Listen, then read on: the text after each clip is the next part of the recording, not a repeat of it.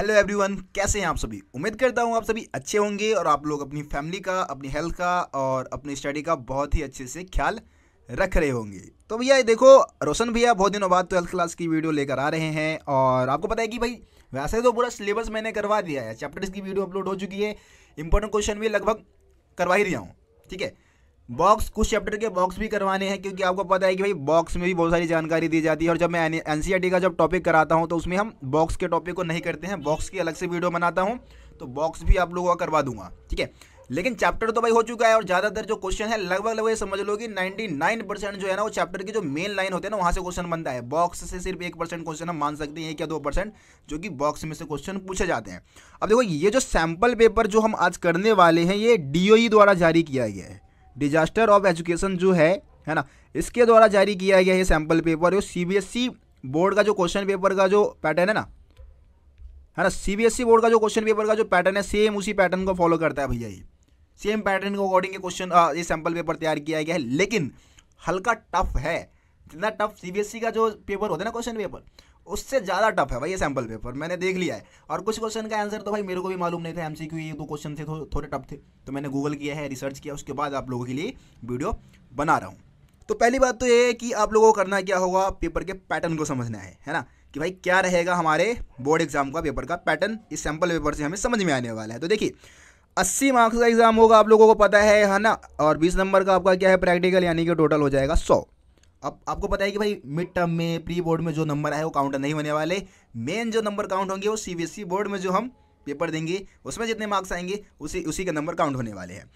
समय कितना दिया जाएगा, 3 घंटे का, है ना, 3 घंटे का एग्जाम रहेगा। अब देखते हैं भैया, देखिए ये क्वेश्चन पेपर जो है वो कुल मिला के कितने खंडों में बटा हुआ है, 5 खंडों में। ठीक है, और टोटल क्वेश्चन की संख्या कितनी रहेगी, 34 क्वेश्चन रहेंगे।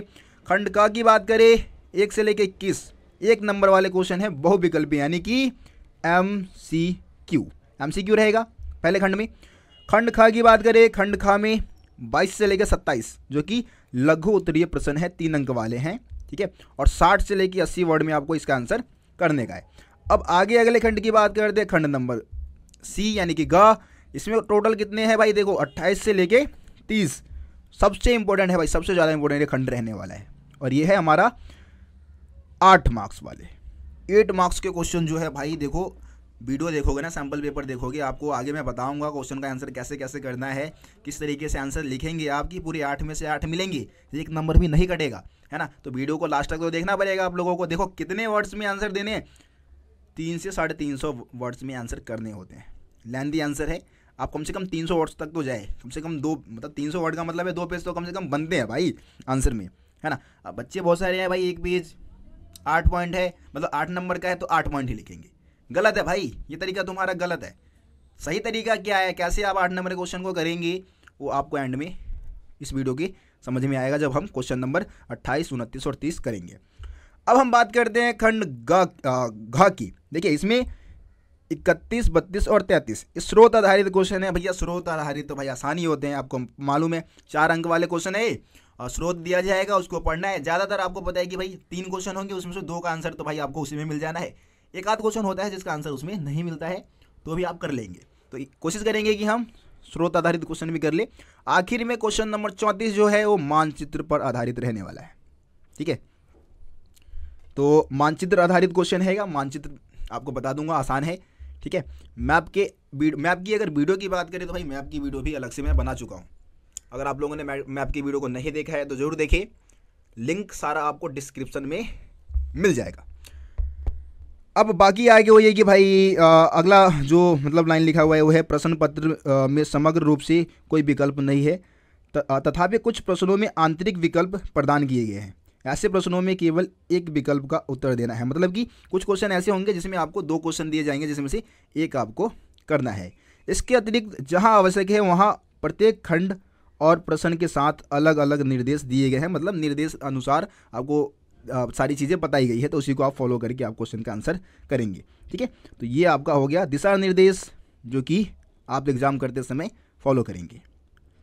अब हम बात करते हैं सीधा भाई क्वेश्चन को देखना स्टार्ट करते हैं, क्या क्वेश्चन दे रखे हैं, किस टाइप के क्वेश्चन है।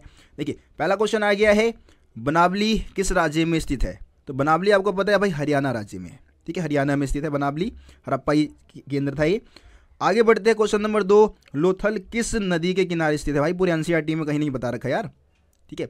लोथल किस नदी के किनारे स्थित है? गूगल कर लेना, भोगवा, भोगवा, इस नदी के किनारे लोथल स्थित है, ठीक है। उसके बाद अगला क्वेश्चन है क्वेश्चन नंबर 3, अमोह शासक निम्न में से किस क्षेत्र से संबंधित थे? तो भाई जो अमोह है इनका संबंध किस क्षेत्र से था? अगर आप इसके बारे में पढ़ेंगे, आई थिंक चैप्टर नंबर 8 में इनके बारे में बता रखा है। तो इनका जो संबंध था वो कहाँ से था? असम से, असम के थे अमोह शासक, ठीक है। क्वेश्चन नंबर 3 हो गया। क्वेश्चन नंबर 4 है, मुगल साम्राज्य के दौरान निम्नलिखित धातु के सिक्के में से कौन सा अधिक प्रचलित था? तो भैया मुगल काल में तो हम तो भाई चांदी का भाव, चांदी का भाव, चांदी का भाव टॉपिक आप लोगों ने पढ़ा होगा। तो वहाँ पे ये समझ में आता है कि वहाँ पे मुगल काल के ज़्यादातर, वैसे सोने के सिक्के भी है, सोने और चांदी के सिक्के मुगल काल में बनाए जाते थे, लेकिन मेरे अकॉर्डिंग भाई चांदी के सिक्के ज़्यादा है, ठीक है। टॉपिक चांदी का भाव है, उसके अकॉर्डिंग मेरे को ऐसा लगता है कि चांदी के सिक्के ज़्यादा रहे होंगे। अगर आपको सोना लगता है तो भाई आप ऑप्शन में बता सकते हैं, कमेंट में बता सकते हैं। फाइनल आंसर कहीं से आप ढूंढ के पक्का अगर लगे एग्जैक्ट सोना है तो आप बताएं कमेंट में जरूर। मेरे अकॉर्डिंग चांदी सही है, ठीक है। आगे बढ़ते हैं। अगला क्वेश्चन है, निम्नलिखित में से किसने बंगाल में स्थायी बंदोबस्त लागू की? आपको पता है स्थायी बंदोबस्त जो है बंगाल में लागू की गई थी 1793 में। कब लागू की गई? 1793 में। अब आपको ये बताना है कि किसके द्वारा लागू की गई थी, है ना। किसने स्थायी बंदोबस्त का मॉडल तैयार किया और किसके द्वारा लागू की गई थी? उस समय गवर्नर जनरल कौन था बंगाल का? तो लॉर्ड कर्नवालिस। ऑप्शन ए क्या दे रखा है हमारा? Lord Cornwallis. इसके समय में क्या किया गया था? ये जो स्थायी बंदोबस्त था उसको लागू किया गया था, ठीक है। तो ये आसान क्वेश्चन था बहुत ही, चैप्टर नंबर 10 में से था ये। आगे बढ़ते हैं। देखिए एक और चीज़ यार, अभी भी बहुत सारे स्टूडेंट हैं जो कि सोच रहे हैं कि भाई हम स्टडी करें ना करें, स्टडी में मन नहीं लग रहा है उन लोगों का। अगर आप लोग चाहेंगे ना तो मैं एक मोटिवेशनल वीडियो बना दूंगा आप लोगों के लिए, ताकि थोड़ा हो सके आपको स्टडी में थोड़ा मन लगने लग जाए। देखिए ऐसा है ना कि आपको मालूम होगा कि अभी भी बहुत सारे स्टूडेंट हैं जो कि सोशल मीडिया पे फालतू का टाइम ख़राब कर रहे होते हैं, सोने में बहुत ज़्यादा टाइम ख़राब कर रहे हैं स्टूडेंट लोग, है ना। तो एक मैं मतलब हर वीडियो में एक लाइन मेरे को रहता है तो मैं बोल देता हूँ कि भाई जब आप सो रहे होते हैं ना तो कोई ना कोई होगा जो पढ़ रहा होगा, वो मेहनत कर रहा होगा, और जब आप उससे मिलोगे ना तो आपसे काफ़ी आगे निकल चुका होगा, ठीक है। कंपटीशन आपको पता है कितना ज़्यादा है, और आप यूँ ही फालतू के सोशल मीडिया में रील्स देखने में, यूट्यूब पे शॉर्ट्स वीडियो देखने में, वो 1 मिनट 15 सेकेंड और 30 सेकेंड की वीडियो आती है, उसको देखने में आप टाइम ख़राब कर देते हैं। गलत है भाई, सही में पछताना पड़ेगा। कोई ना कोई होगा जो इन सारी चीज़ों को त्याग दिया होगा, रील्स देखना बंद कर दिया होगा, शॉर्ट्स वीडियो देखना बंद कर दिया होगा, है ना, और जम के मेहनत कर रहा होगा, रात को पढ़ रहा होगा, सुबह उठ के पढ़ रहा होगा, जब टाइम मिल रहा होगा तब पढ़ता होगा वो, और वो आपसे आगे निकल जाएगा। क्योंकि आप स्टूडेंट लाइफ में, मेरे को ऐसा लगता है कि स्टडी सबसे ज़्यादा महत्वपूर्ण होना चाहिए, सीखने की चाहत होनी चाहिए हर एक स्टूडेंट को, है ना। हम इंसान हैं यार, इंसानों की चाहत होनी चाहिए सीखने की, जानवर नहीं है। जानवर आते हैं, खाते पीते हैं, हकते हैं और मर जाते हैं, ठीक है। उनकी कुछ शारीरिक ज़रूरतें होती है, उसको पूरा करते हैं, अपने प्रजाति को आगे बढ़ाते हैं और उसके बाद मर जाते हैं। लेकिन हम इंसान हैं, हम कुछ नया करने के लिए पैदा हुए हैं, कुछ सीखने के लिए, कुछ बनाने के लिए पैदा हुए हैं, ठीक है। तो आप फालतू का टाइम ख़राब ना करें, स्टडी करें। वैसे आपको अगर कोई मोटिवेशनल वीडियो चाहिए तो आप मेरे को कमेंट में ज़रूर बताएं, मैं बनाने की कोशिश करूंगा, टाइम अगर मेरे को मिलेगा तो, ठीक है। चलिए अगला क्वेश्चन देखते हैं। क्वेश्चन नंबर है 6। क्वेश्चन नंबर 6 क्या दिया गया है? निम्नलिखित में से कौन सा विकल्प सही है? ठीक है, सही विकल्प का चयन करना है। आप देखो एमसीक्यू में क्या होता है ना भैया, एमसीक्यू में बच्चे एक चीज़ और गलत करते हैं, वो ना तैर फैर में होते हैं भैया, कि अब तो भाई क्वेश्चन का आंसर कर देंगे हम, मालूम है, क्वेश्चन पढ़ते बोलते हैं हाँ भाई मालूम हो गया चलो, और सीधा टिक लगा देते हैं, ABC में से कोई भी लगा दिया।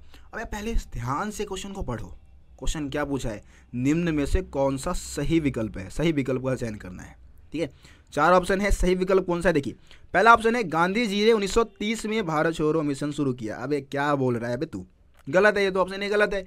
कब चला था भारत छोड़ो आंदोलन? 1942 में, ठीक है। उसके बाद ऑप्शन बी दिया गया है, गांधी जी ने अपना पहला भाषण चंपारण में दिया। अबे क्या बोल रहा है तू, ये भी गलत बोल रहा है यार। गांधी जी ने पहला भाषण जो दिया था वो बनारस हिंदू विश्वविद्यालय के उद्घाटन समारोह में दिया था 1916 में, है ना, ये भी गलत हो गया। उसके बाद अगला है, गांधी जी ने उग्र राष्ट्रवादी नेताओं के रूप में कार्य किया। उग्र मतलब जो मारकाट में विश्वास करते थे, है ना। तो क्या गांधी जी ऐसे थे भाई? गांधी जी तो ऐसे नहीं थे, गांधी जी तो अहिंसा को फॉलो करते थे, तो ये भी गलत हो गया। अगला है गांधी जी के गोखले उनके राजनीतिक गुरु थे, यानी कि यहाँ पे गोपाल कृष्ण गोखले की बात की जा रही है, जो कि गांधी जी के राजनीतिक गुरु थे, सलाहकार थे।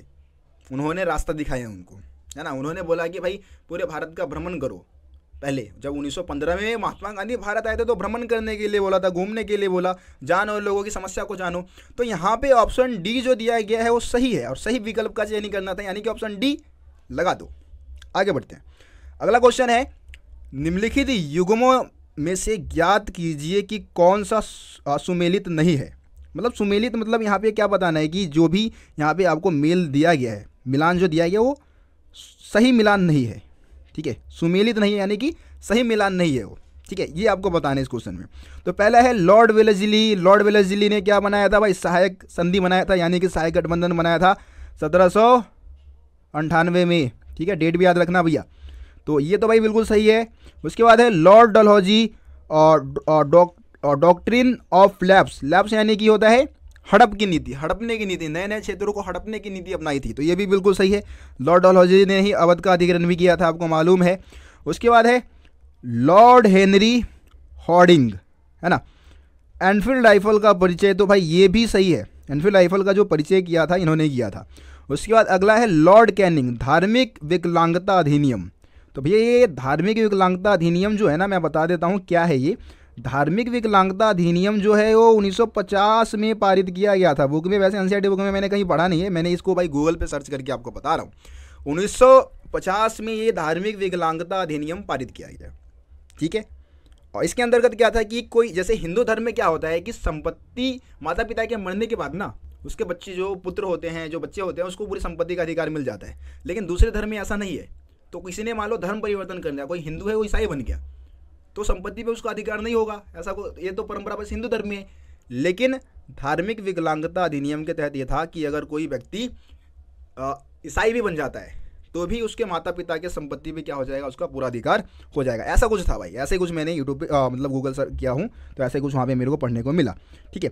और लॉर्ड कैनिंग के बारे में बोला कि लॉर्ड कैनिंग के समय में ये अधिनियम पारित हुआ, तो ये गलत है, ठीक है। 1950 में तो लॉर्ड कैनिंग भाई थे भी नहीं, ये तो 1956 में भारत के गवर्नर जनरल में गलत बोल दिया भाई, 1950 नहीं 1850 बोलेंगे एक चीज़। और यहाँ पे ना आप क्या करेंगे, 1850 करेंगे, ठीक है। 1850 भाई, सॉरी गलती के लिए माफ़ी चाहता हूँ, तैर फैर में गलती हो गई। तो 1850 में ये धार्मिक विकलांगता का जो अधिनियम है वो पारित किया गया था। और इस समय ना लॉर्ड कैनिंग तो भाई भारत के गवर्नर जनरल थे ही नहीं। ये कब बने थे भारत के गवर्नर जनरल? 1856 में, जब 1857 का विद्रोह हुआ था उससे एक साल पहले बने थे। अरे बात समझ में, ठीक है। तो यहाँ पे जो सही सुमेलित नहीं है वो ऑप्शन डी है आपका, यानी कि ऑप्शन डी आप यहाँ पे लगाएंगे, ठीक है। आगे बढ़ते हैं, क्वेश्चन नंबर 8 देखते हैं। क्वेश्चन नंबर 8 है, निम्नलिखित में से कौन संविधान सभा का सदस्य नहीं था? तो भाई संविधान सभा के सदस्य की बात करें, आपको पता है जवाहरलाल नेहरू तो थे, मदन मोहन मालवीय की बात करें तो ये नहीं थे, ठीक है। राजेंद्र प्रसाद भी थे, सरदार वल्लभ भाई पटेल भी थे, तो तीनों थे। यहाँ पे ऑप्शन डी आपको लगाना है, मदन मोहन मालवीय, ये संविधान सभा के सदस्य नहीं थे। इन्होंने इनकी बात करूँ तो इन्होंने काशी हिंदू विश्वविद्यालय है ना, उसकी स्थापना की थी इन्होंने, उसके संस्थापक के रूप में जाने जाते हैं। आई बात समझ में, आगे बढ़ते हैं। क्वेश्चन नंबर 9 है, जैन धर्म के अनुसार महावीर से पहले कितने तीर्थंकर हुए? तो आपको पता है सिंपल सा आसान क्वेश्चन है, महावीर जैन से पहले जैनियों के 23 तीर्थंकर हो चुके थे, तीर्थकर हो चुके थे, और जो महावीर जैन थे वो 24वें थे, ठीक है। तो यहाँ पे ऑप्शन डी आपका सही उत्तर है। उसके बाद अगला क्वेश्चन देखते हैं, क्वेश्चन नंबर 10, निम्न में से किस मंदिर का उपयोग केवल विजयनगर के शासकों और उनके परिवार द्वारा किया जाता था? चैप्टर नंबर 7 का क्वेश्चन है विजयनगर साम्राज्य वाले का। तो यहाँ पे जो आपका ऑप्शन जो सही होगा वो है हजार राम मंदिर। कौन सा? हजार राम मंदिर। हजार राम मंदिर ऐसा मंदिर था जिसका इस्तेमाल केवल विजयनगर के शासक और उसके परिवार के सदस्य ही कर सकते थे, ठीक है। 10 हो गया भाई। 11वें क्वेश्चन की तरफ बढ़ते हैं। 11वां क्वेश्चन है, निम्नलिखित में से कौन अर्थशास्त्र पुस्तक के लेखक है? तो भैया अर्थशास्त्र पुस्तक को किसने लिखा? तो अर्थशास्त्र पुस्तक को लिखा है चाणक्य ने। चाणक्य को और किस नाम से जानते हैं? कौटिल्य के नाम से भी जानते हैं। इनको हम विष्णुगुप्त के नाम से भी जानते हैं। चंद्रगुप्त मौर्य के गुरु थे ठीक है। इन्होंने लिखा अर्थशास्त्र नामक पुस्तक, जो कि मौर्य साम्राज्य के बारे में जानकारी प्राप्त करने का एक महत्वपूर्ण स्रोत भी है। ठीक, आगे बढ़ते हैं। क्वेश्चन नंबर 12 दिया गया है, निम्नलिखित में से कौन सी भाषा विजयनगर में राय और नायक द्वारा बोली जाती थी। मतलब राय और नायक कौन सी भाषा बोलते थे, तो राय और नायक जो थे वो कन्नड़ और तेलुगु भाषा बोलते थे। ठीक है, राय और नायक कौन सी भाषा बोलते थे, तेलुगु और कन्नड़। साउथ की भाषा भाई यही चलती है, आपको पता है। आगे बढ़ते हैं। Question number 13। क्वेश्चन नंबर 13 दिया गया कि निम्न में से किस युद्ध ने विजयनगर साम्राज्य को कमजोर कर दिया। कमजोर मतलब कि पतन में एक महत्वपूर्ण भूमिका निभाया। तो आप लोगों को मालूम है भैया, तालीकोटा का युद्ध। तालीकोटा के युद्ध ने क्या किया, विजयनगर को बहुत ही कमजोर बना दिया था। ठीक है, और तालीकोटा के युद्ध के बारे में आपको बता दूं, ये जो युद्ध हुआ था वो 1565 में हुआ था। कब हुआ, 1565 में। इसको और किस नाम से जानते हैं भैया, इसको हम राक्षसी तागड़े के युद्ध के रूप में भी जानते हैं। तो ये हो गया आपका 13वां क्वेश्चन। 14वें क्वेश्चन की बात करते हैं, निम्न में से किस बेगम ने सांची स्तूप के संरक्षण के लिए धन प्रदान किया। मतलब कि ये 4 ऑप्शन दिया गया है, जिसमें से किसी एक बेगम ने क्या किया है, सांची के स्तूप के संरक्षण में महत्वपूर्ण भूमिका निभाई और धन का अनुदान भी दिया, पैसे खर्च किए बचाने के लिए सांची के स्तूप को। तो यहाँ पे शाहजहाँ बेगम, नूरजहाँ बेगम, रुकैया बेगम, नूर उन निसा बेगम, 4 ऑप्शन है, जिसमें से शाहजहाँ बेगम सही उत्तर होगा। शाहजहाँ बेगम ने खर्च किए पैसे, किसको बचाने के लिए, सांची के स्तूप के संरक्षण में, मतलब उसको बचाने के लिए। अगला क्वेश्चन है, उत्तर प्रदेश के उपखंड बड़ौत के ग्रामवासियों को किसने संगठित किया। 1857 के विद्रोह में उत्तर प्रदेश का जो बड़ौत परगना था, वहाँ से लोगों को, जो ग्रामीण वासी थे, उनको किसने संगठित किया था, तो शाहमल। किसने किया था, शाहमल ने किया था। और गोनू जो है वो छोटा नागपुर से था, ये छोटा नागपुर। ठीक है, लेकिन आपका यहाँ पे बड़ौत परगना पूछा है, तो शाहमल यहाँ पे क्या हो जाएगा, आपका सही उत्तर हो जाएगा। ठीक है, आगे बढ़ते हैं। अब देखो यहाँ पे कुछ और एग्जाम्पल भी दे रखे, जैसे गोनू आपको मैं बता दिया छोटा नागपुर। कुंवर सिंह कहाँ से थे, आरा से थे। ठीक है, आरा से लीड कर रहे थे इस विद्रोह को। नाना साहब कहाँ से थे, कानपुर से थे। ठीक है, आगे बढ़ते हैं। क्वेश्चन नंबर 16 क्या दे रखा है, क्वेश्चन नंबर 16 दे रखा है कि लाहौर सम्मेलन के बारे में निम्नलिखित कथनों में से गलत कथन है। अब यहाँ पे भाई गलत बताना है। मैं आपको पहले बता चुका हूँ, एमसीक्यू क्वेश्चन को ना हमें ध्यान से पढ़ना चाहिए पहले। तो लाहौर सम्मेलन के बारे में कौन सा गलत है, देखिए, यह दिसंबर 1929 में आयोजित किया गया, ये तो भैया सही है। पूर्ण स्वतंत्रता की प्रतिबद्धता का उद्घोषण किया गया, मतलब पूर्ण स्वराज की जो डिमांड थी, मतलब उद्घोषणा हमने कर दी देश में, ये भी सही है। अध्यक्षता वल्लभ भाई पटेल ने की, ये तो भैया गलत है। अगला भी पढ़ लेते हैं। 26 जनवरी 1930 को स्वतंत्रता दिवस मनाया गया, मतलब उसके बाद इसी सम्मेलन के बाद हमने क्या किया, स्वतंत्रता दिवस मनाया, तो ये भी सही है। अब देखिए यहाँ पे जो ऑप्शन सी दिया गया है वो क्या है, गलत है। इस सम्मेलन में जो अध्यक्ष थे वो पंडित जवाहरलाल नेहरू थे। ठीक है, सरदार पटेल नहीं थे, तो ये गलत है, यानी कि यहाँ पे ऑप्शन सी आपको लगाना है। ठीक है, उसके बाद हम क्वेश्चन नंबर 17 की बात कर लेते हैं। क्वेश्चन नंबर 17 क्या है, किस आंदोलन में पहली बार महिलाओं ने बड़ी संख्या में भाग लिया। तो देखिए महिलाओं, आपको पता है कि जब नमक सत्याग्रह चलाया गया था तो उसमें महिलाओं ने बहुत ज़्यादा संख्या में भाग लिया था। और जब नमक सत्याग्रह चल रहा था तो उसी के साथ साथ भारत में सविनय अवज्ञा आंदोलन की शुरुआत हो चुकी थी। ठीक है, नमक सत्याग्रह के साथ ही, तो सविनय अवज्ञा आंदोलन यहाँ पे आपका सही उत्तर होगा। ठीक, कुछ बच्चे असहयोग आंदोलन ही बोलेंगे, लेकिन असहयोग आंदोलन से ज़्यादा जो मतलब जिसमें महिलाओं ने बढ़ चढ़ के भाग लिया वो सविनय अवज्ञा आंदोलन ही था। सविनय अवज्ञा आंदोलन, इसमें ऑप्शन सी आपका सही उत्तर होगा। आगे बढ़ते हैं।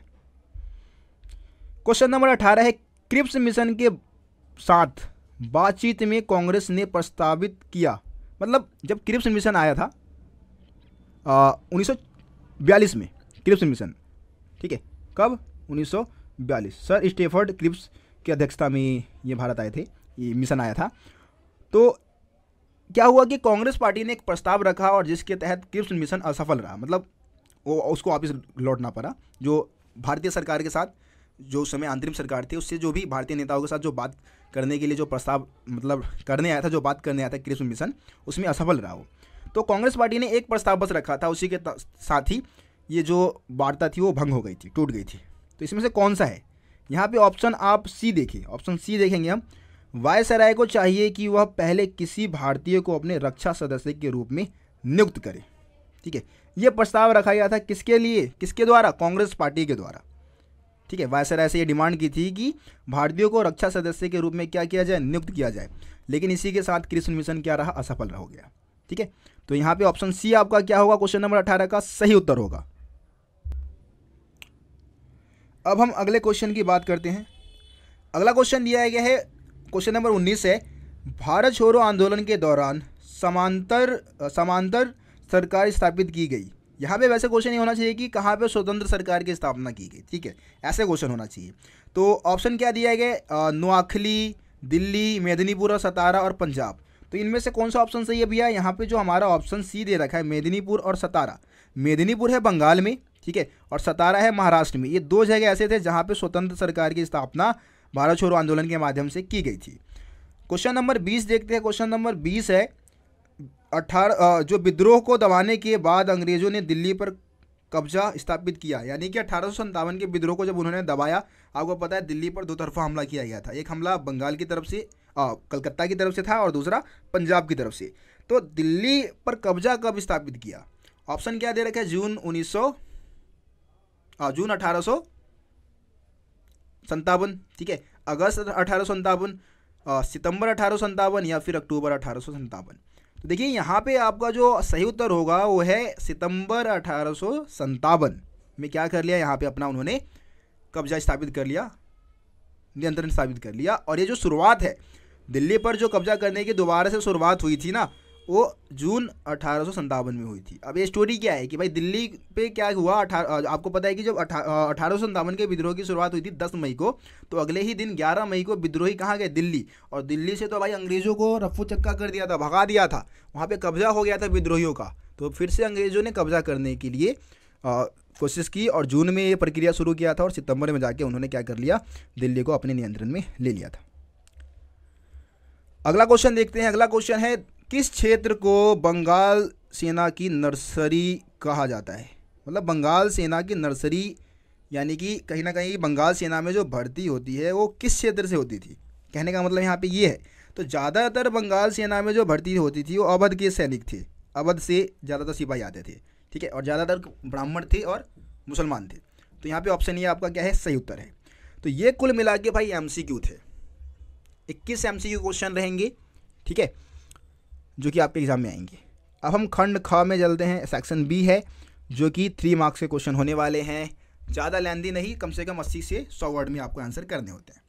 अब देखो, जो भी लॉन्ग क्वेश्चन आते हैं, जो कि 3 मार्क्स 8 मार्क्स के क्वेश्चन है, थोड़ा सा लेंदी आंसर लिखना होता है। ऐसा नहीं है कि अगर 3 नंबर का है तो हम 3 ही पॉइंट लिखें, हम एक्स्ट्रा पॉइंट लिख सकते हैं, हम 4 लिख सकते हैं, हम 5 लिख सकते हैं, ज़्यादा पॉइंट लिखे कि भाई अगर 3 पॉइंट लिखा है, 3 में से मान लो एक गलत हो गया तो नंबर तो काट लेगा टीचर। लेकिन 4 लिख रखा है और एक गलत हो गया तो 3 तो सही है ना भाई, तो नंबर तो पूरे मिल जाएंगे हमारे को। तो ये चीज़, ये गलती आप ना करें भाई एग्जाम के दौरान। देखिए क्वेश्चन नंबर 22 है, हड़प्पा सभ्यता की सबसे अनूठी विशेषता नियोजित शहरी केंद्र का विकास था, समझाइए। तो भैया देखो, हड़प्पा सभ्यता की सबसे अनूठी विशेषता ये थी कि वो क्या करते थे, शहरों का निर्माण बिल्कुल नियोजित तरीके से करते थे। इसमें आप बता सकते हैं बस्तियों का विभाजन जो था वो 2 भागों में था, है ना। एक जो था वो बहुत ही छोटा था लेकिन ऊंचाई पे बनाया जाता था, जिसको हम दुर्ग बोलते थे। दूसरा जो था वो नीचे बनाया जाता था लेकिन बहुत ही दूर तक फैला होता था, जिसको हम निचला शहर बोलते थे, है ना। इसके अलावा घरों को बनाने से पहले चबूतरा बनवाते थे, समान आकार के ईंटों का इस्तेमाल करते थे, नियोजित जल निकासी प्रणाली को अपनाया था, जिसके अंतर्गत क्या करते थे, नालियों का निर्माण ग्रिड पद्धति में करवाते थे, है ना, जो कि एक दूसरे को क्या करता था, समकोण पे काटता था, 90 डिग्री के कोण पे काटते हुए निकलता था। और पहले गलियों के साथ नालियों का निर्माण होता था, उसके आसपास फिर भवन बनाए जाते थे। बहुत सारे पॉइंट्स भाई है, बहुत सारी, ठीक है। इंपॉर्टेंट क्वेश्चन आंसर में भी ये क्वेश्चन मैंने ऐड कर रखा है, वहाँ से भी हो जाएगा आपका। अगला क्वेश्चन है क्वेश्चन नंबर 23, मौर्यकालीन इतिहास के 3 प्रमुख स्रोत लिखिए। मतलब क्या है इसमें, क्या बताना है आपको, 3 स्रोत बताने हैं मौर्य काल के बारे में जानकारी प्राप्त करने के, ठीक है। कोई भी 3 स्रोत, तो बहुत सारे स्रोत हैं इसमें। हेडिंग के तहत आप आंसर बताएंगे तो ज़्यादा बढ़िया रहेगा। 3 हेडिंग लिखे और उसको डिफाइन कर दे अच्छे से, जिसमें सबसे पहले आप बता सकते हैं मैक्सनीज की इंडिका, है ना। मैक्सनीज जो था यूनानी राजदूत था, उसने इंडिका नामक पुस्तक लिखी थी, उससे जानकारी मिल जाती है। बहुत ही सुंदर वर्णन है इसमें। कौटिल्य ने अर्थशास्त्र नामक पुस्तक लिखी थी, ऊपर हम पढ़े हैं इसके बारे में अब इसी सैम्पल पेपर में, उससे जानकारी मिलती है ना। इसके अलावा जैन और बौद्ध धर्म के ग्रंथ है, अशोक के अभिलेख है, मौर्यकालीन मूर्तिकला है। इन सभी स्रोतों से हमें मौर्य काल के बारे में जानकारी मिलती है, मौर्य साम्राज्य के इतिहास की रचना हम कर सकते हैं। ठीक है, आगे बढ़ते हैं। क्वेश्चन नंबर 24, विजयनगर साम्राज्य के फले फूले व्यापारी और वाणिज्य पर एक संक्षिप्त टिप्पणी लिखी है। तो यहाँ पे आपको विजयनगर साम्राज्य के व्यापार और वाणिज्य की बात करनी है, व्यापार की बात करनी है। विजयनगर साम्राज्य में कौन कौन सा व्यापार होता था, किन किन वस्तुओं का व्यापार होता था, कहाँ कहाँ से व्यापार होता था, ये सब आपको बताना है। देखिए, विजयनगर साम्राज्य के अगर हम व्यापार की बात करें तो भाई विजयनगर साम्राज्य के जो व्यापारी थे मध्य एशिया से घोड़े का आयात करते थे, क्योंकि विजयनगर साम्राज्य में घोड़ों की कमी थी, है ना। घोड़े के व्यापारी को कुदरई या फिर चट्टी के नाम से जाना जाता था। इसके अलावा विजयनगर के जो महंगे लोग थे, अमीर लोग थे, वो महंगी विदेशी वस्तुओं की मांग करते थे जो कि दूसरे देशों से लाया जाता था। इसके अलावा विजयनगर के खुद के बाजार भी जो थे वो अपने मसालों के लिए, अपने रत्नों के लिए बहुत ज़्यादा फेमस थे, और इसका व्यापार वो दूसरे देशों से करते थे, और व्यापार से जो टैक्स मिलता था उसी से साम्राज्य और ज़्यादा समृद्ध होता जा रहा था। तो ये पॉइंट आप यहाँ पे लिखे। ठीक है, आगे देखते हैं। अगला क्वेश्चन है, अगला क्वेश्चन क्या दिया गया है, वर्नियर के भूमि के ताज के स्वरूप स्वामित्व के विवरण ने 18वीं शताब्दी के बाद से पश्चिमी सिद्धांतकारों को प्रभावित किया। यहाँ पे क्या बताना है, भू स्वामित्व, निजी भू स्वामित्व की यहाँ पे बात की जा रही है, और सार्वजनिक भू स्वामित्व आपको पता है। तो यहाँ पे पूरा ये वर्ड जो है गलत लिख दिया है, भूमि के राजकीय स्वामित्व होगा। ठीक है, जो यहाँ पे लाइन लिखा है गलत लिख दिया भाई, मिसप्रिंट हो गया होगा। भूमि के राजकीय स्वामित्व के विवरण, निजी स्वामित्व होगा वैसे, क्योंकि फ्रांसवा वर्नियर जो था वो निजी भू स्वामित्व में विश्वास करता था। ठीक है, निजी भू स्वामित्व को सपोर्ट किया था। मैं भी थोड़ा कंफ्यूज हो गया यहाँ पे क्योंकि क्वेश्चन गलत लिख दिया इन्होंने। तो जो फ्रांसवा वर्नियर था वो निजी भू स्वामित्व के पक्ष में क्या किया था, अपना विवरण दिया था। वो तो भाई राजकीय भू स्वामित्व के खिलाफ था वो। ठीक है, तो निजी भू स्वामित्व का जो विवरण था उसने क्या किया है, 18वीं शताब्दी के जो बहुत सारे पश्चिमी सिद्धांतकार थे, जो विद्वान थे, उनको प्रभावित किया। ठीक है, तो निजी भू स्वामित्व में क्योंकि फ्रांसवा वर्नियर बहुत विश्वास करता था, राजकीय भू स्वामित्व को वो नापसंद करता था। ठीक है, और वो उसने जो विचार दिए उसमें बहुत सारे विद्वानों को प्रभावित किया। यहाँ पे दो नाम आप लिख सकते हैं, जैसे कि एक नाम था आपका मोंटेस्को का, जो कि कहाँ से था, फ्रांस से था। ठीक है, उसको प्रभावित किया था। और एक आपका कार्ल मार्क्स, ठीक है, जो कि जर्मनी के हैं, कार्ल मार्क्स, उनको भी प्रभावित किया था। इन दोनों के बारे में इस क्वेश्चन में आप लिख सकते हैं। ठीक है, आगे हम बात करते हैं क्वेश्चन नंबर 26 की। 1857 के विद्रोह के धार्मिक कारणों का उल्लेख कीजिए। तो 1857 के विद्रोह के धार्मिक कारण क्या थे, धर्म के ऊपर प्रहार हुआ था, है ना। जैसे कि कारतूस वाली घटना भी एक धार्मिक कारण में ही आप बताएंगे कि एनफील्ड राइफल का यूज़ किया जाता था, उसमें जो कारतूस का इस्तेमाल होता था, उस कारतूस के ऊपर गाय और सूअर की चर्बी का लेप लगा हुआ था, है ना। इसके अलावा आटे वाली घटना भी थी कि भाई आटे में गाय और सूअर की हड्डी का चूरा बना के मिला के मार्केट में बेच रहे हैं। इसके अलावा आपको पता है ईसाई धर्म का प्रचार कर रहे थे जो अंग्रेज़ थे, है ना, वो ईसाई धर्म का प्रचार कर रहे थे, ज़बरदस्ती भारतीय लोगों को ईसाई बना रहे थे। तो ये ऐसे कारण थे, धार्मिक कारण थे, जिससे कि 1857 का विद्रोह हुआ था। उसके बाद अगला क्वेश्चन देखते हैं। यहाँ पे इसी में अथवा में एक और क्वेश्चन दे दिया कि भाई 1857 में सिपाही विद्रोह के क्या कारण थे, मतलब कि 1857 के विद्रोह में सिपाहियों ने क्यों विद्रोह किया था। जो 1857 का विद्रोह हुआ वो सिपाही जो थे उन्होंने क्यों विद्रोह किया था। तो इसके पीछे बहुत सारे रीजन थे। एक तो कारतूस वाली एक मेन कारण तो बताएंगे, वो तो भाई आएगा इसमें। इसके अलावा आपको पता है कि भारतीय सिपाहियों के साथ भेदभाव होता था, इनको सही से छुट्टी समय पे छुट्टी नहीं मिलती थी, अच्छा वेतन नहीं मिलता था, है ना, भेदभाव होता था। जो ब्रिटिश मूल के सिपाही थे छोटी मोटी गलतियों पे इनके साथ मारपीट करते थे, गाली गलौज तो आम बात थी। इन सभी कारणों से सिपाहियों ने क्या किया, विद्रोह किया था। तो ये हो गया आपका क्वेश्चन नंबर 26। अब हम बात करते हैं क्वेश्चन नंबर 27 के बारे में। तो क्वेश्चन नंबर 27 है कि दामिन ई कोह क्या था, ये कैसे अस्तित्व में आया। तो दामिन ई कोह की परिभाषा आपको देनी है। दामिन ई कोह जो है वो संथालों की भूमि है, सिंपल सी बात, संथालों की भूमि। आपको पता है कि बंगाल में जो पहाड़िया इलाका था वहाँ पे पहाड़ी लोग रहते थे और दूसरे संथाल लोगों को बाद में वहाँ पे बसाया गया था, है ना। तो दामिन ई कोह को अस्तित्व में लाने में सबसे ज़्यादा योगदान जमींदारों का था और अंग्रेज़ों का था। अंग्रेज़ों ने क्या किया, पहाड़िया लोगों को, जो पहाड़ी लोग थे उनको राजमहल के पहाड़ी वाले क्षेत्र से भगाने के लिए संथालों का इस्तेमाल किया।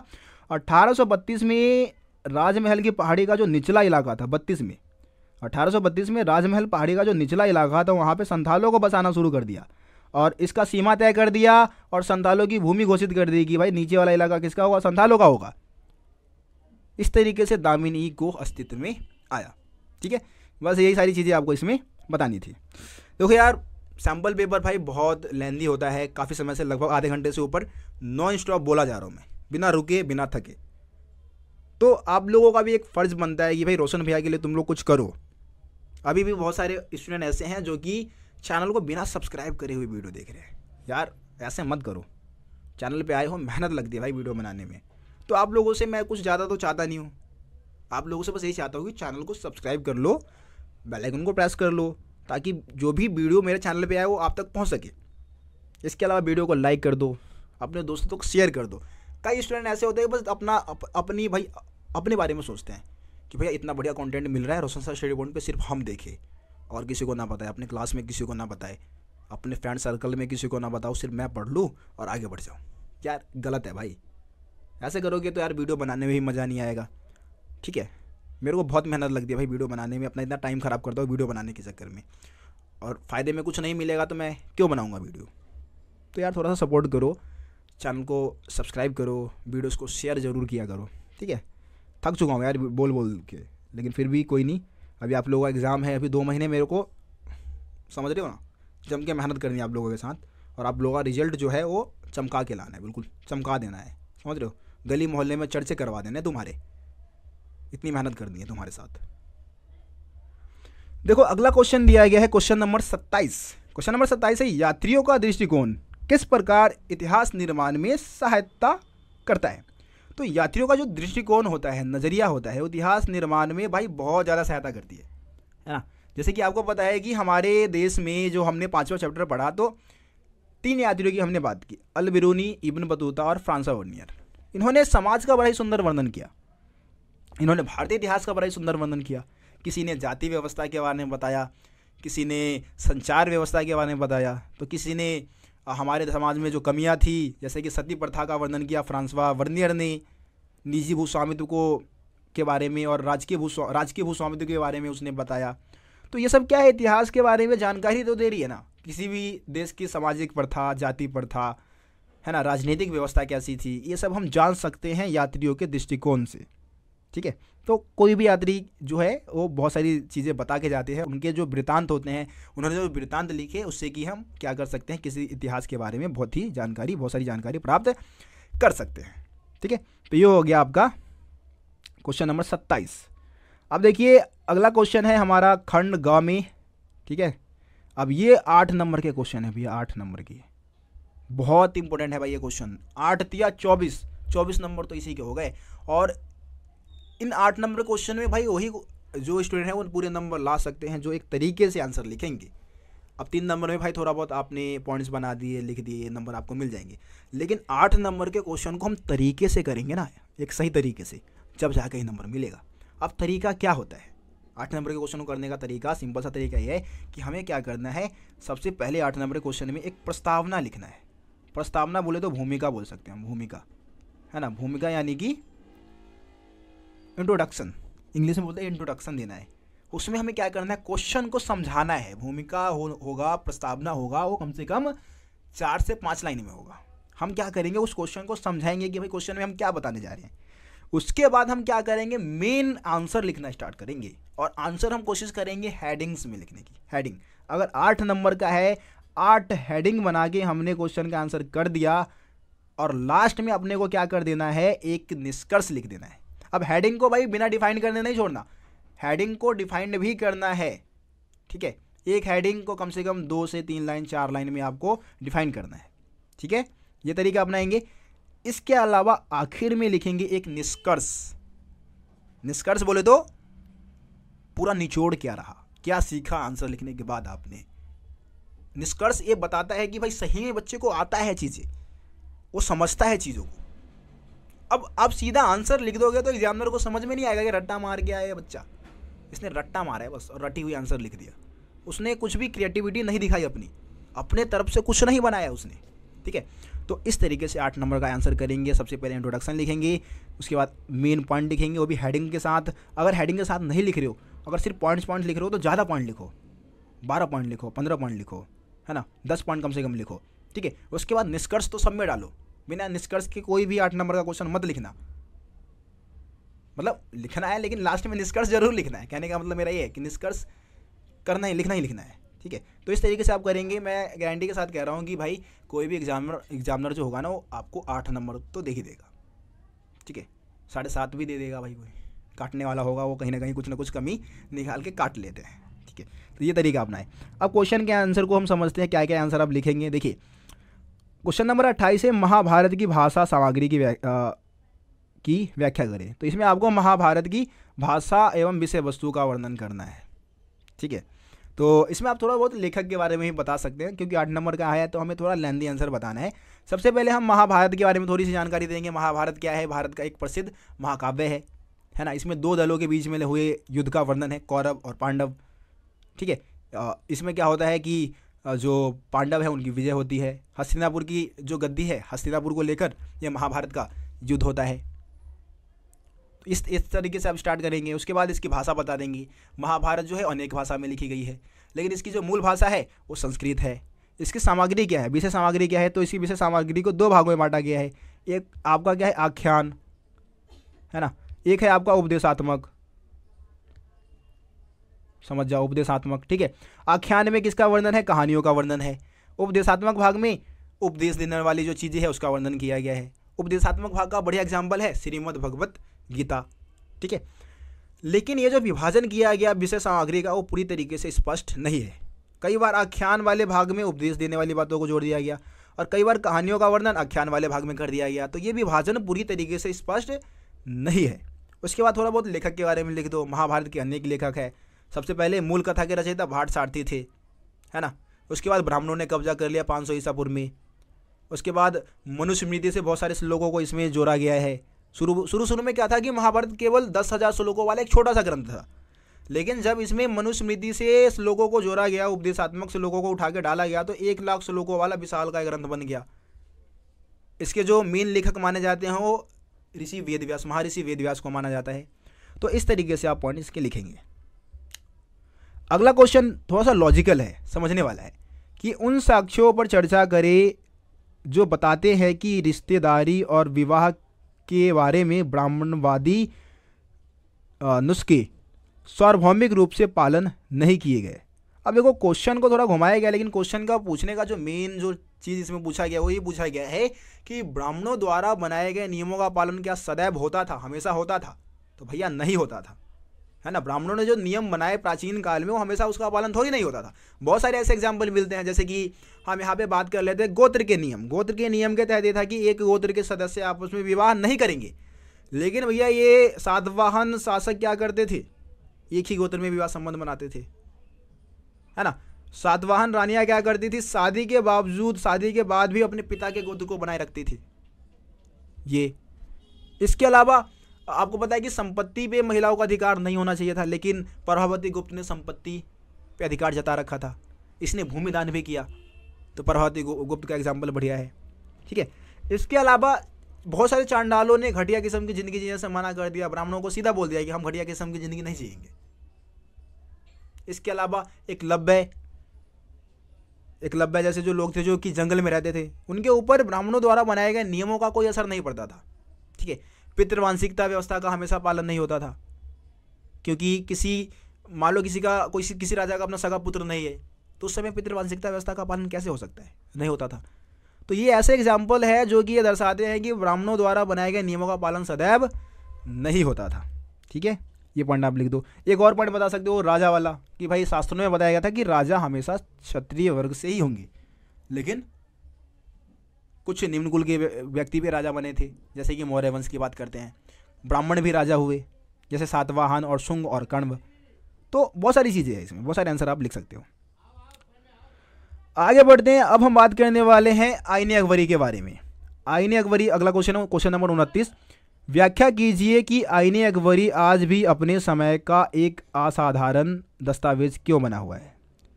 मतलब आईने अकबरी एक असाधारण ग्रंथ क्यों है, इसके जैसा कोई ग्रंथ है ही नहीं। तो देखो आईने अकबरी के बारे में थोड़ा सा जानकारी दोगे आप। आईने अकबरी जो है अकबरनामा का तीसरा भाग है ना। अकबरनामा के 3 जिल्द है, उसमें से तीसरा जिल्द है। आईने अकबरी के लेखक कौन है? अबुल फजल। 1598 में इसको कंप्लीट कर लिया गया था अबुल फजल के द्वारा। इससे हमें मुगल काल के बारे में बहुत सारी जानकारी मिलती है जो कि दूसरे ग्रंथ से नहीं मिल सकती। इसमें मुगल काल के भूगोल के बारे में, वहाँ के शासकों के बारे में, वहाँ की सामाजिक प्रथा, जाति प्रथा, रीति रिवाज, नगरों के बारे में, किसानों के बारे में, जमींदारों के बारे में, भूस्वामित्व के बारे में, पता नहीं क्या कुछ इसमें वर्णन किया गया है, बहुत कुछ। तो इसीलिए इसको असाधारण दस्तावेज माना जाता है, इसके जैसा कोई है ही नहीं। देखो 17वीं सदी 16वीं सदी के बहुत सारे विद्वान जो थे वो क्या करते थे, ज़्यादातर राजनीतिक घटनाओं का वर्णन करते थे, युद्ध, मारकाट, इन सब चीज़ों का। लेकिन आईने अकबरी में अबुल फजल ने ग्रामीण समाज के बारे में बताया, किसानों के बारे में बताया, आम लोगों के भी बारे में लिखा, इसीलिए इसको अनोखा दस्तावेज माना जाता है। ठीक है, तो इस तरीके से इसका आंसर करेंगे आप। आगे बढ़ते हैं। क्वेश्चन नंबर, इसी में एक और क्वेश्चन दे रखा है कि 16वीं से 17वीं शताब्दी में ग्रामीण कारीगरों की भूमिका का वर्णन कीजिए। तो ये भी मुगल काल वाले से 8वें चैप्टर से क्वेश्चन है कि 16वीं से 17वीं शताब्दी में जो ग्रामीण कारीगर थे उनके बारे में आपको बताना है। तो देखो मुगल काल में तो भाई दस्तकार जिनको हम बोलते हैं या फिर शिल्पकार जिनको हम बोलते हैं वो बहुत ज़्यादा संख्या में थे। कई गाँव में तो भाई 25% से भी ज़्यादा आबादी इन्हीं की होती थी। ठीक है, और ये हर तरीके के काम करते थे जो भी मतलब काम है, जैसे कि मिट्टी के बर्तन बनाना या फिर कढ़ाई करना, ठीक है, कपड़े बुनना, और जो भी जो शिल्पकार के जो भी हाथ से बनाने के जो काम थे वो सब इनके अंतर्गत आते थे। ये क्या करते थे, कुछ किसान भी मतलब यही काम किया करते थे। मान लो कि फसल बो रहे हैं, बीच में कोई खाली समय मिल गया तो उस समय वो भी इसी तरीके के काम किया करते थे। अब कई बार कुछ कारीगर क्या करते थे, जमींदारों को या अमीर लोगों को सेवा दिया, उसके बदले उनको रोज़ के कुछ भत्ते दे दिए, खाने पीने की कुछ चीज़ें दे दी गई, जिसको जजमानी प्रथा बोला जाता था। तो जजमानी प्रथा के बारे में भी आप लिख सकते हैं। थोड़ा बनाने वाला आंसर है भाई ये, ठीक है, थोड़ा सा इधर उधर से चीज़ें आपको लिख डालनी पड़ेगी, जब जाके इसका आंसर आपका कंप्लीट होगा 8 नंबर के लिहाज से। ठीक है, उसके बाद क्वेश्चन नंबर 30 देख लेते हैं। क्वेश्चन नंबर 30 है, उन स्रोतों की व्याख्या करें जिससे हम महात्मा गांधी के राजनीतिक जीवन और भारत के राष्ट्रीय आंदोलन के इतिहास का पुनर्निर्माण कर सकते हैं। क्वेश्चन क्या है, क्वेश्चन में पूछा गया है वो स्रोत बताइए जिससे कि महात्मा गांधी के बारे में हम जान सकते हैं। तो आपके जो 13वां चैप्टर है उसमें आखिरी टॉपिक यही है, महात्मा गांधी को समझना। वहाँ पे 4 पॉइंट बता रखे हैं, उनके बारे में ही इसमें आपको समझाना है। जैसे कि पहला है सार्वजनिक स्वर और निजी लेखन, जिसमें कि महात्मा गांधी के जो दोस्त वगैरह थे या उनके जो दुश्मन थे उन्होंने क्या किया, कुछ भाषण दिए उनके बारे में, या फिर कुछ पत्र लिखे, उससे जानकारी आप प्राप्त कर सकते हैं, है ना। आत्मकथाएं महात्मा गांधी की खुद की आत्मकथा लिखी गई है, उससे भी हम महात्मा गांधी के बारे में जान सकते हैं। पुलिस की रिपोर्ट है, बहुत सारी पुलिस की रिपोर्ट है, जैसे कि गृह विभाग की रिपोर्ट है। तो ये सब महात्मा गांधी के बारे में जानकारी प्राप्त करने का स्रोत है। अखबार से भी आप जान सकते हैं। ठीक है, ये स्रोत है, 4 स्रोत मेन बताए, लेकिन उसको बहुत सारे मतलब जो 4 हेडिंग बनाए गए तो हेडिंग में बहुत सारे पॉइंट आप लिख सकते हैं। ठीक है, उसके बाद इसमें एक और क्वेश्चन दे रखा है, निजी पत्र और आत्मकथाएं हमें ऐसे व्यक्ति के बारे में क्या बताती है। मतलब एक व्यक्ति के बारे में हमें निजी पत्रों से और आत्मकथा से क्या जानकारी मिलती है, ये स्रोत आधिकारिक खातों से कैसे भिन्न है। तो क्या बताना है आपको इसमें, पहले तो आपको बताना है निजी पत्र और आत्मकथा से आप क्या जान सकते हो किसी भी व्यक्ति के बारे में।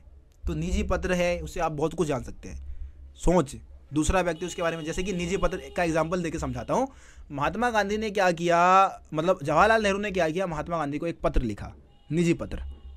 तो उससे क्या पता चलेगा कि महात्मा गांधी के बारे में नेहरू की क्या सोच थी, है ना, उसके से नज़रिए से महात्मा गांधी को देखते थे। ये हो गया। आत्मकथा तो भाई बहुत कुछ बता देगा, पूरा जीवनी बता देता है, पूरी जीवनी का मालूम हो जाएगा। लेकिन अब ये आधिकारिक खातों से कैसे भिन्न है। आधिकारिक खाते यानी कि यहाँ पे जो भी सरकार द्वारा जो रिपोर्ट तैयार की गई है उससे अलग होता है। ठीक है, मतलब आधिकारिक खाते जो होते हैं ज़्यादातर सार्वजनिक होते हैं, सबके लिए होते हैं, उसको कोई भी देख सकता है, कोई भी पढ़ सकता है। लेकिन निजी पत्र जो होते हैं वो सबके लिए नहीं होता, सब कोई उसको थोड़ी नहीं पढ़ पाएगा, और बहुत सारे निजी पत्र तो आपको मिलेगा भी नहीं। तो इस तरीके से ये इसमें अंतर होता है। ठीक है, इस तरीके से इसका आंसर आप कर सकते हैं।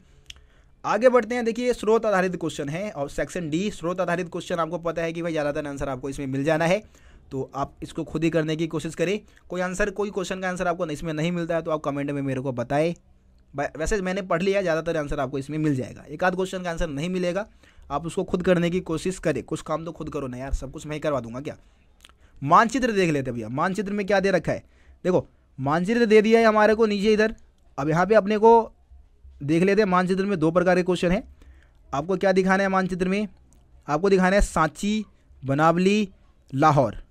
ये 3 जगह दिखा दो, या फिर अथवा में विजयनगर साम्राज्य की राजधानी ये दिखा दो। ठीक है, विजयनगर दिखा दो और विजयनगर साम्राज्य की राजधानी दिखा दो।